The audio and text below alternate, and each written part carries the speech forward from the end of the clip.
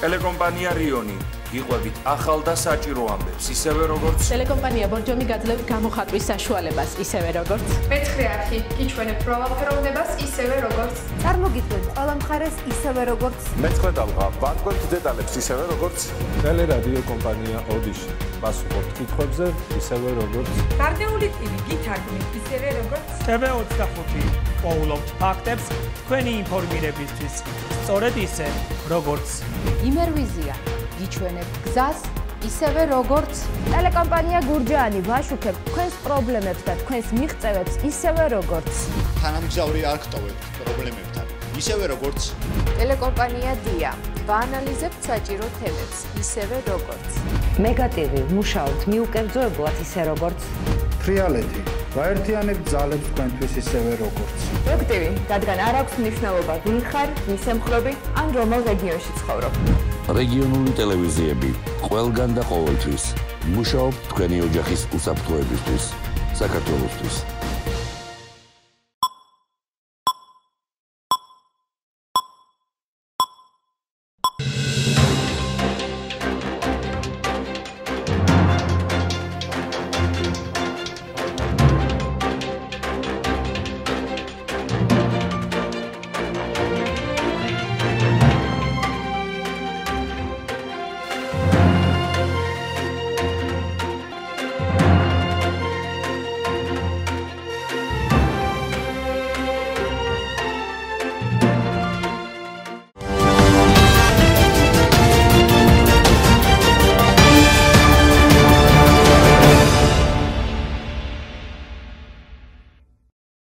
მოგესალმებით, მარნეულის ტელევიზიის პირდაპირ ეთერშია ახალი ამბების სპეციალური გამოშვება, რომელსაც მარნეულის ტელევიზიის გუნდთან ერთად მარიამ სამხარაძე და სალო სალახი წარმოგიდგენთ.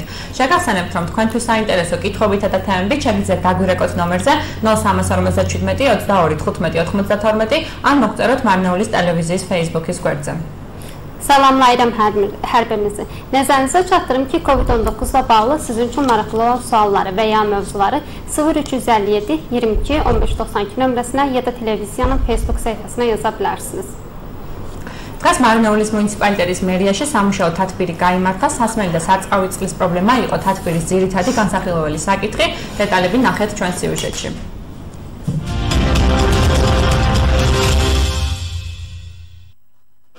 მარნეულის მუნიციპალიტეტის მერიაში დღეს თათბირი გაიმართა. სასმელი და სარწყავი წყალი ეს ძირითადი საკითხები იყო, რადგან ადგილობრივი თვითმმართველობის ხელმძღვანელი პირები ადმინისტრაციულ ერთეულებში მერის წარმომადგენლებთან და შესაბამისი სამსახურის ხელმძღვანელებთან ერთად მსჯელობდნენ. ზაფხული შემოვიდა და სხვადასხვა პრობლემები შეიქმნა, როგორც სასმელ წყალთან დაკავშირებით, ასევე სარწყავ წყალთან დაკავშირებით, რაც ძალიან მნიშვნელოვანია ზაფხულის პერიოდში.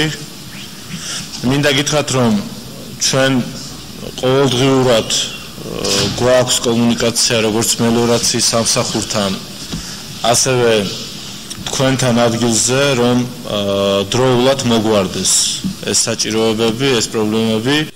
როგორც მარნეულის მუნიციპალიტეტის მერი თათბირზე გახდა ცნობილი, დაჯარიმდებიან ის აბონენტები, ვინც სასმელ წყალს არამიზნობრივად გამოიყენებს.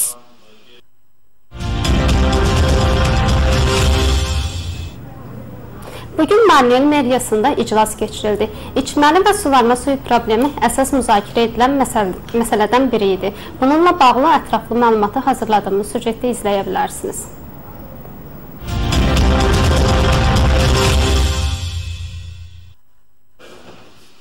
Bugün Marnეული meriyasında iclas keçirildi. İçməli və suvarma suyu yerli özünü idarə etmə məmurları, bələdiyyə inzibati ərazi vahidliyində merin nümayəndələri və müvafiq xidmət nümayəndələri ilə birlikdə müzakirə etmək üçün ən aktual məsələlərdən biridir. Yay fəsli girdiyindən irəli gələrək kəndlərimizdə suvarma suyu ilə bağlı müxtəlif çətinliklər yaranıbdır. Biz mütəmmədi olaraq mən həm meliorasiya xidmətinin rəhbərliyi ilə birbaşa ölkə üzrə əlaqədə oluram ki, bu problemlər yerində və tez bir vaxtda həll olunsun. Marnეული meriyasının iclasında məlum oldu ki, içməli sudan suyu istifadə edən abunəçilər cərimələnəcəklər.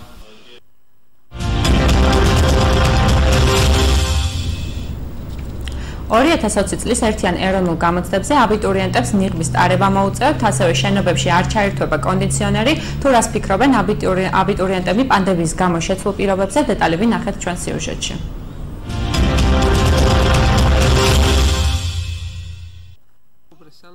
ლიზი კიპაროიძე აბიტურიენტია. მას ეროვნული გამოცდების ჩაბარება პანდემიის პირობებში ახალი რეგულაციებით მოუწევს.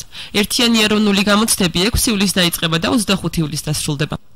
პრობლემას იმაში ვხედავ, რომ ყველა აბიტურიენტს გაუჭირდება ამ სიცხეში პირბადით აზროვნება. მიუხედავად იმისა, რომ ნერვიულობის ფაქტზე ყველა აბიტურიენტს უჭირს დაალაგოს თავისი აზრი და კარგი შედეგი მიიღოს. ამავდროულად კონდიციონერები არ იქნება და პირბადით მე პირადად დიდი პრობლემები შემექმნება, რადგან ჩახუთულ გარემოში მე როგორც ხო ისე შეექმნება პრობლემები და დიდად არ მომწონს ეს ფაქტი, რომ აბიტურიენტს ამ სიცხეში კონდიციონერის გარეშე და ამავდროულად პირბადით უწევს მუშაობა. ამირან გამყრელიძის განცხადების თანახმად აბიტურიენტები ვალდებულნი იქნებიან დაავადებათა კონტროლის ცენტრის მიერ მკაცრად განსაზღვრული მითითებები გაითვალისწინონ. კონკრეტულად კი გაიარონ თერმოსკრინინგი, დაიცვან სოციალური დისტანცია. მუდმივად ეკეთოთ პირბადა და მითითების შემთხვევაში ხელები სადეზინფექციო ხსნარით დაიმუშავონ. ეს არის რეგიონალური პრინციპებით, არ არის თქვა ბათუმში, შეუძლია ბათუმში ჩაიტარო, შეუძლია ქუთაისში, ოზურგეთში გვაქვს და თბილისში საკმაოდ დიდი ქსელი. მანამდე სანამ ერთიანი ეროვნული გამოცდები დაიწყება, ისედაც გვაქვს გეგმა დაახლოებით 20-22 ლაბორატორიამდე ავდივართ, ანუ ეს ფართო სპექტრი იქნება PCR ტესტირება, რომელიც ძვირად ღირებული სიამოვნება ყველა იმ აბიტურიენტისთვის, ვისაც ის სჭირდება და ექიმი ვისაც დაუნიშნავს, ის იქნება უფასო. წესების დაცვა მოუწევთ გამომცდელებსაც. საგამოცდო ცენტრებში უსაფრთხოების მიზნით მობილიზდება სამედიცინო და საპოლიციო პუნქტები. ეროვნულ გამოცდებში 6 ივლისიდან 25 ივლისის ჩათვლით 55,000 აბიტურიენტი მიიღებს მონაწილეობას.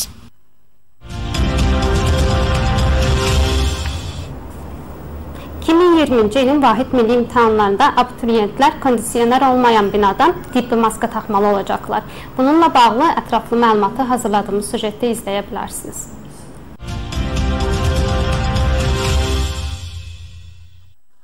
Lizə Kiparaoidze abituriyentdir.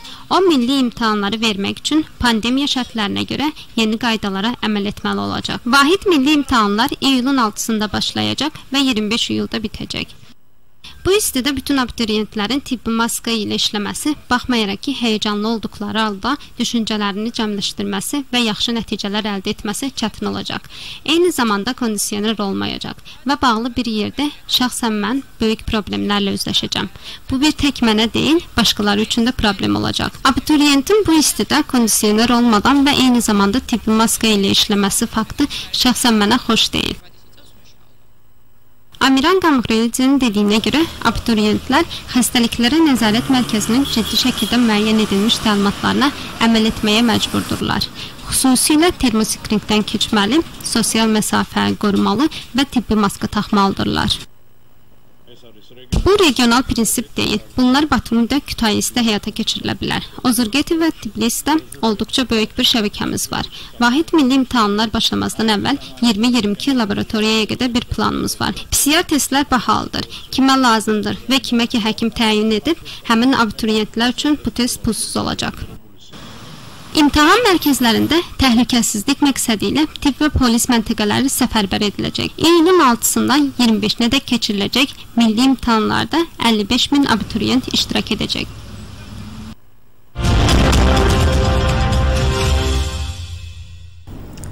ეხლა კი ჩავთვალთ ედგარ მაზმანიან სოფელ წერეთლის საჯარო სკოლის მოსწავლეს აბიტურიენტს ედგარ მოგესალმებით. გამარჯობათ, მე ვარ ედგარ მაზმენიანი, მივესალმებ თქვენს მაყურებელსაც, სოფელ წერეთლის საჯარო სკოლის სომხური სექტორის მოსწავლე. უკვე კურსდამთავრებული აბიტურიენტი ვემზადები ეროვნული გამოცდებისთვის. დიახ, ედგარ, მადლობა. რამდენად ინფორმირებული ხართ დაწესებული რეგულაციების შესახებ და რას ფიქრობთ, რამდენად იმოქმედებს შედეგებზე დაწესებული რეგულაციები? ახალ რეგულაციებზე, რომელიც ეხება ჩვენს ეროვნულ გამოცდებს და გამოცდების ჩატარების ახალ თვისებებს, მაგალითად ინფორმირებული ვართ ეროვნული გამოცდების ცენტრმა ამის შესახებ დაწერა და ასევე აქტუალურად შეგხვდებოდა მედიებშიც და სრულად უკვე ვიცით რა წესები უნდა დავუცვათ და რის გაკეთება მოგვიწევს. და აი ეს პირბადის გაკეთება და კონდიციონერი რო არ იქნება, ეს გარკვეულწილად ხელს შეგუშლის აბიტურიენტებს ეროვნულ გამოცდებში წერისას და დავალებების კეთებისას, რადგან მაგ დროის პერიოდში არის სიცხე და კონდიციონერი თუ არ იქნება თან პერიოდს პირბად ეგვეკეთება, ეს ფსიქიკურადაც იმოქმედებს და ზოგადად ისეთ ძალიან რთული იქნება, რადგან ჰაერის ნაკლებობა იქნება, მაგრამ ვინაიდან მსოფლიო პანდემიაა და ჩვენს ჯანმრთელობას საფრთხე ემუქრება და ამ წესების დაცვით უფრო უსაფრთხოდ ვიქნებით, ვფიქრობ, რომ უმჯობესია რომ დავიცვათ ეს წესები. თან უკვე ცოტა დრო გვაქვს და შევფიქრობ, რომ შეგვიძლია მოვემზადოთ. გარკვეულად მე მაგალითად უკვე ჩემს ეროვნულ გამოცდებისთვის რომ ვემზადები, დავამატე ესეთი აქსესუარი, რომ პირბადეს ვიკეთებ მომზადების პერიოდში. ედგარ, როგორ ემზადებით თქვენ ნაწილობრივ ვისაუბრეთ საგამოცდო დღეებისთვის და პანდემიამ ხომ არ შეგიშალათ მომზადებაში ხელი? გამოცდებისთვის მე ვემზადები სახში, ჩემი თუ ვემზადები ეროვნული გამოცდებისთვის. პანდემიამ დიდად არ შემიშალა ხელი, იმიტომ რომ ძირითადად ონლაინ ვემზადებოდი და ჩემ ხელთ არსებულ სახელმძღვანელოებით, მაგრამ აი მარნეული რო ჩაკეტეს, ამ შემთხვევაში რაღაც ცით შემეზღუდა, რომ ქალაქში ვერ გავდიოდი და გარკვეულ რაღაც ტრენინგებს და სემინარებს ვერ დავესწარი. ისევ მაგალითად ძალიან კარგი იყო, იმიტომ რომ თითქმის ყველა ორგანიზაციამ და სკოლამაც ის რაღაც პერიოდი, როცა ჩემთვის ძალიან მნიშვნელოვანი იყო, გადაინაცვლა ონლაინ სივრცეში და თითქმის ყველა ტრენინგს და გაკვეთილებსაც ონლაინ ვესწრებოდი. სად გეგმავთ ედგარ ჩაბარებას ამაზეც რომ გითხრათ? ჩაბარებას გეგმავ თბილისის სახელმწიფო უნივერსიტეტში, საერთაშორისო ურთიერთობების ფაკულტეტზე. მადლობა და ბოლო შეკითხვასაც დაგისმევდით, თქვენ საკმაოდ აქტიური აბიტურიენტი ხართ, სწავლის პარალელურად ძალიან ბევრ აქტივობაში ხართ ჩართული, რამდენად მარტივია კარგად სწავლა შეუთავსოთ ესეთ არაფორმალურ ღონისძიებებში მონაწილეობას? არაფორმალურ ორგანიზაციებში და ზოგადად არაფორმალურ განათლების მიღებისთვის დრო ძალიან მნიშვნელოვანია და ზოგადად ფორმალური განათლება, სკოლაში მიღებული განათლებას და ეს ორი კომპონენტი ერთმანეთს რო შეუსაბამოთ, გჭირდება დროის სწორი დაალაგება და დროის სწორი მენეჯმენტი. თუ მაგალითად დროს სწორად დავალაგებთ და გარკვეულ ჩვენს განათლებისთვის დროს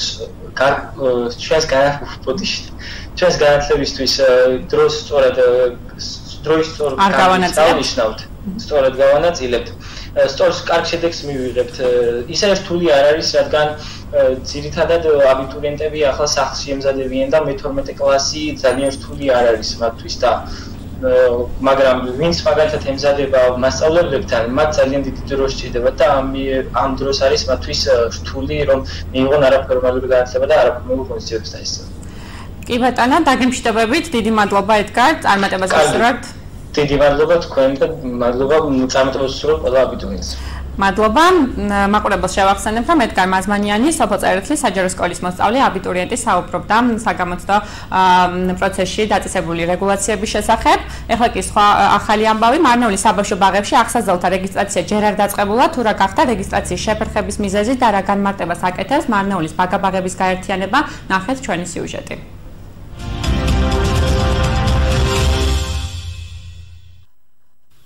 მარნეულის მუნიციპალიტეტში არსებულ საბავშვო ბაღებში აღსაზრდელთა რეგისტრაცია ჯერ არ დაწყებულა.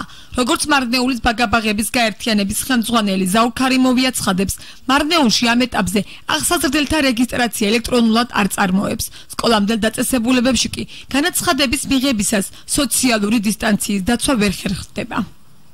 ჯერჯერობით ინფორმაცია არ არის, როდის დაიწყება რეგისტრაცია, მაგრამ ველოდებით 21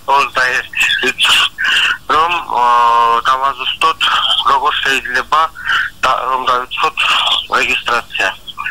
ახლა რაც შეეხება 1 ივნისს უნდა იყო დაწყებული რეგისტრაცია. ჩვენ იცით რომ კორონავირუსის გავრცელების პრევენციის გამო სოციალური დისტანცია უნდა დაცული იყოს და ჩვენი ძალით, ჩვენი გუნდის ძალით, ჩვენი ორგანიზაციის ძალით ვერ შევძლებოდით რომ ეს დისტანცია დაცული იყო. იმის გამო გადავდეთ რეგისტრაციის დაწყება და ველოდებით ინფორმაციას მთავრობისგან როდის გაუქმდება სოციალური დისტანციის დაცვა. Online რატომ არ ხდება რეგისტრაცია? რამე პრობლემაა ამას? ჩვენ არ გვაქვს საიტი, საიდან შეიძლება რომ მოხდეს online რეგისტრაცია.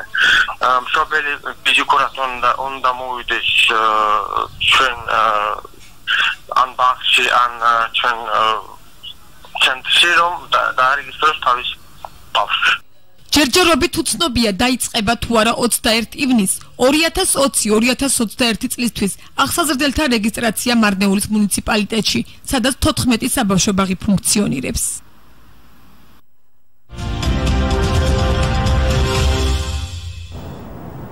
Marneule'nin uşaq bağçalarına uşaqların qeydiyyatı hələ başlamayıb.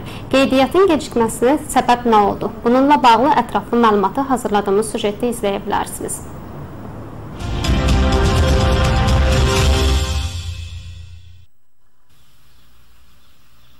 Marnეული Belediyesindəki uşaq bağçalarında uşaqlar üçün qeydiyyat hələ başlamayıb. Marneule'nin Uşaq Bağçaları Birliyinin rəhbəri Sarı Kərəmovun sözlərinə görə, Marneule'də bu mərhələdə uşaqların qeydiyyatı elektron qaydada aparılmır. Hələ ki qeydiyyatın nə vaxt başlayacağı ilə bağlı məlumat yoxdur. Ancaq qeydiyyata nə vaxt başlayacağımızı dəqiqləşdirmək üçün 21 iyun tarixini gözləyirik. Qeydiyyat 1 iyunda başlamalı idi. Bildiyiniz kimi koronavirusun qarşısını almaq məqsədi ilə sosial məsafə qorunmalıdır və bu bizim qrupun gücü ilə mümkün deyil. Buna görə qeydiyyatın başlaması tarixini uzatdıq. İndi isə hökumət tərəfindən sosial məsafənin qorunması qaydasının ləğvini gözləyirik. Bizim onlayn qeydiyyat üçün saytımız yoxdur. Buna görə də valideyn öz uşağının qeydiyyatı üçün şəxsən gəlməlidir. 14 uşaq bağçasının fəaliyyət göstərdiyi Marnეული Belediyesində uşaqların qeydiyyata alınmasının 21 iyun 2020-2021-ci il tarixində başlaması hələ məlum deyil.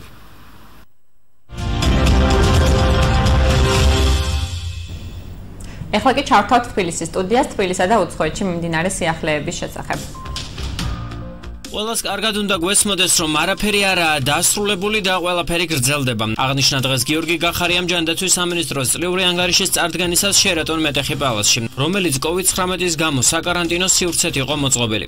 მისივე თქმით, ქვეყანას ვირუსი არ დაუმარცხებია ბოლომდე და მასთან ერთად უნდა ცხოვრება ვისწავლოთ. ყველას კარგად უნდა გვახსოვდეს, რომ გლობალური პანდემია არ არის საქართველოს ჯანდაცვის სისტემის გამოწვევა. ეს გლობალური გამოწვევა და ყოველთვის ვიმეორებ და თქვენთან აქ უპრიანია გავიმეორო, რომ ვირუსი ჩვენ არ დაგვიმარცხებია. ვირუსს ჩვენ თქვენთან ერთად ვებრძვით. ჩვენი მიღწევა და თქვენი მიღწევა არის ის, რომ ჩვენ ვირუსის გავრცელებას ვაკონტროლებთ. ასე უნდა გავაგრძელოთ, უნდა ვისწავლოთ ცხოვრება ვირუსთან ერთად, ჩვენ გავიარეთ შესანიშნავად შეჩერების ეტაპი, კარგად გავიარეთ ადაპტაციის ეტაპი და ეხლა ვართ მართვის ეტაპზე, რაც ბევრად დიდწილად არის დამოკიდებული თქვენს პროფესიონალიზმზე. საქართველოს მთავრობის განკარგულებით საერთაშორისო სატვირთო გადაზიდვების განმახორციელებელი ავტოსატრანსპორტო საშუალებების მძღოლები გარდა ტრანზიტისა კორონავირუსის სავალდებულო ტესტირებას ექვემდებარებიან.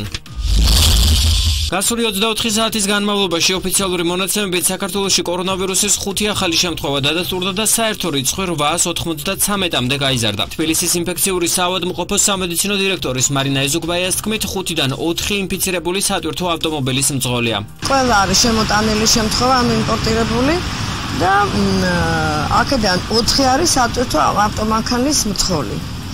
ეხლა ჩვენი ცენტრის მონაცემებს მოგახსენდეთ, გუშინ ჩვენ 28 პაციენტი ყავდა და იმ 8 გამოჯამრთელებული და 7 ჩვენი გამოჯამრთელებული იყო. 7-მა დატოვა ჩვენი კლინიკა, გუშინ 1 ახალი დადასტურებული შემოგვემატა მხოლოდ ესეც გახლავთ ერთ-ერთი სატვირთო მანქანის მძღოლია, ავტომანქანის მძღოლია. ამ ეტაპზე 20 პაციენტი მკურნალობს ჩვენს ცენტრში. ამ 20 პაციენტიდან მხოლოდ 1 პაციენტი არის საშუალოზე მძიმე ფასდება ამ ეტაპზე. დანარჩენი პაციენტების მდგომარეობა საშუალო და მსუბუქებია. 18 საათის ოფიციალური მონაცემებით ქვეყანაში 140 აქტიური შემთხვევა. სტოპ-კოვ-ჯის მონაცემებით 8 გაიზარდა გამოჯამრთელებულთა რაოდენობა და 729 შეადგინა. გარდაცვლილთა საერთო რაოდენობა კი 14-ია. ვირუსის აგრესიულობა მცირდება არა მხოლოდ ჩვენთან, არამედ გლობალურად. ამირან გამყრელიძის განცხადებით, მათი ვარაუდი, რომ ზაფხულის თაკარამზე კორონავირუსს მოკლავდა, არ გამართლდა, თუმცა ვირუსის აქტიურობის შემცირება ზაფხულის პერიოდში შესაძლოა კიდევ გაგრძელდეს.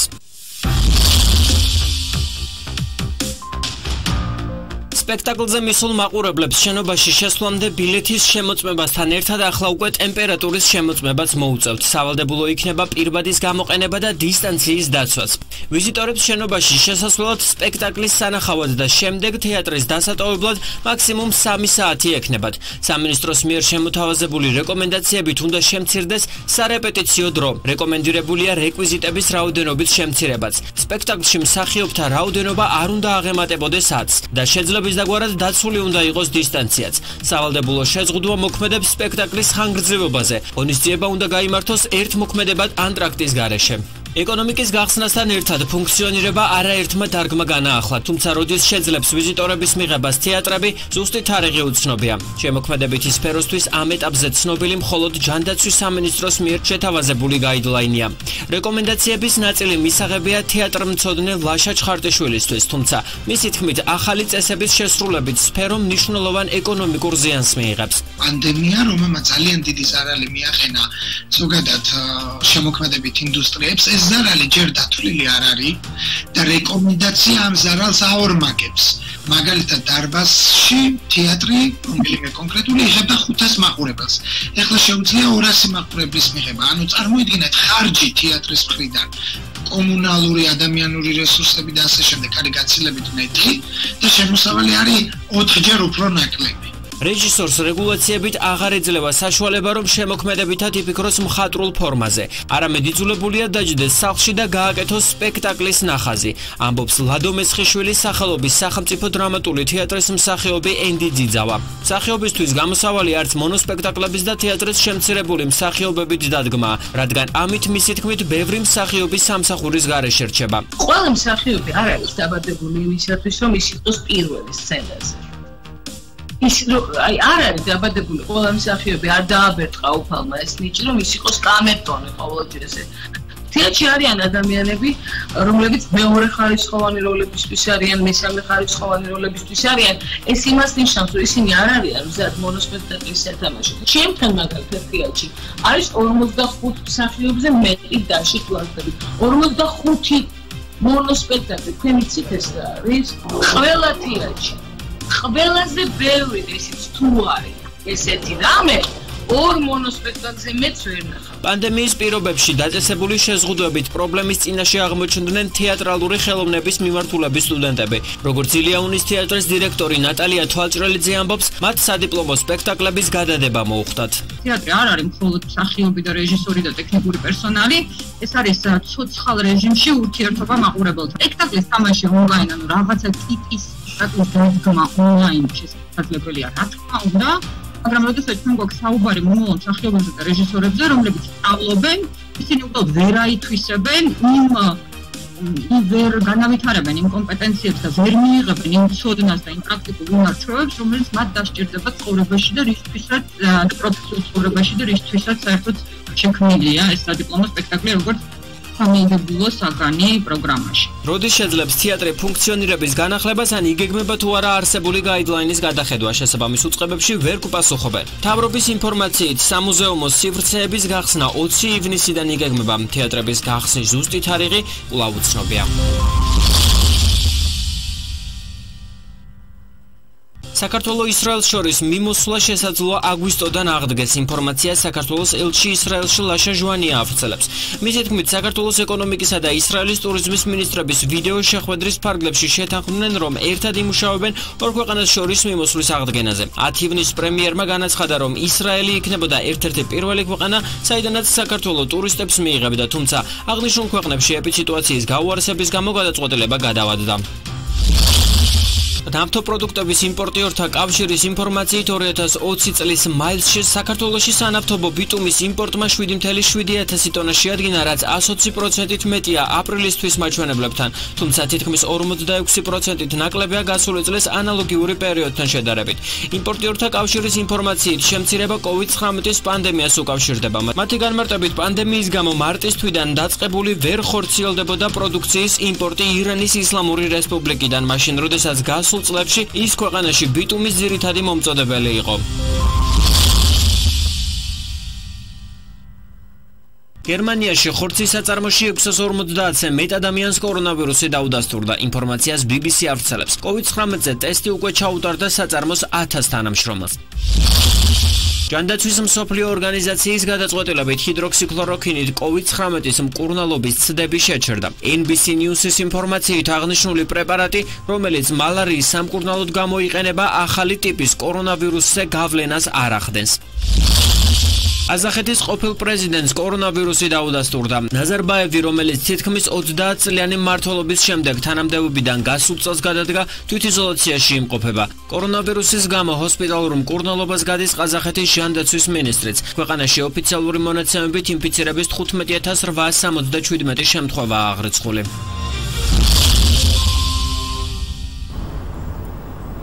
თქვენ წინ გელოდებათ ხვანდელი დღის ამინდის პროგნოზი, ჩვენ კი ამით გემშვიდობებით. შეგახსენებთ, რომ მარნეულის ტელევიზიის პირდაპირ ეთერში თქვენ უყურებდით ახალი ამბების სპეციალურ გამოშვებას, რომელსაც მარიამ სამხარეთს და სალო სალახვი უწვევდით.